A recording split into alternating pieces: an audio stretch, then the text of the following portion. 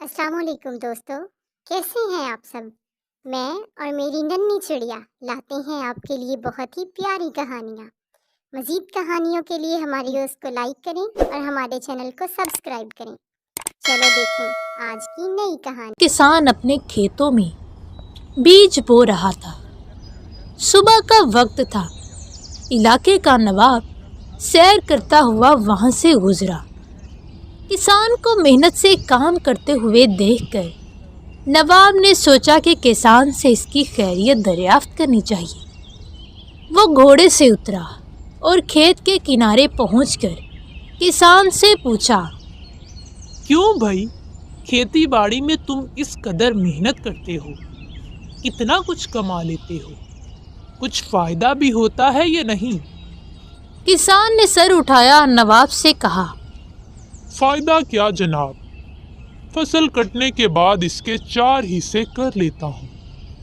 नवाब ने फिर पूछा, अच्छा, तो इन 4 हिस्सों को खर्च कैसे करते हो?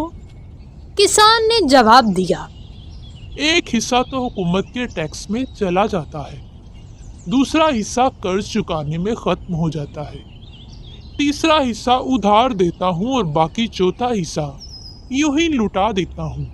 नवाब को किसान की ये अजीबोगरीब बातें सुनकर बहुत ताज्जुब हुआ। हैरत से पूछा, तुम्हारी बातें मेरी समझ में नहीं आई, साफ साफ बताओ, तुम कर्ज चुकाते भी हो और देते भी हो। ऐसा कौन सा कर्ज है जो हर फसल पे अदा करते हो और फिर भी खत्म नहीं होता? और वो कौन है जिसे तुम हमेशा कर्ज देते हो और फिर 1/4 रकम तुम यूं ही उड़ा देते हो? किसान ने जवाब दिया, जनाब, बात दरअसल ये है कि मेरे वालिद ने एक साहूकार से रकम उधार ली थी।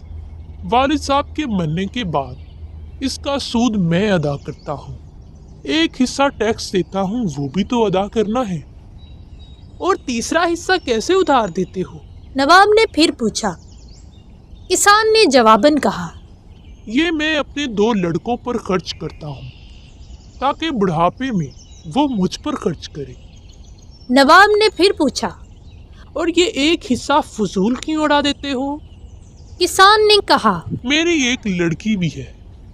आपको तो पता है कि आजकल जहेज के बिना शादी नहीं होती और जहेज एक फजूल रस्म है। चौथा हिस्सा इसके जहेज के लिए रखता हूँ। मेरी नज़र में ये रकम लुटाना ही हुआ। नवाब इसके मुतल्लल गुफ्तगू से बहुत मुतासिर हुआ और एक बड़ी रकम इसे इनाम के तौर पर देकर वहाँ से रुखसत हो गया।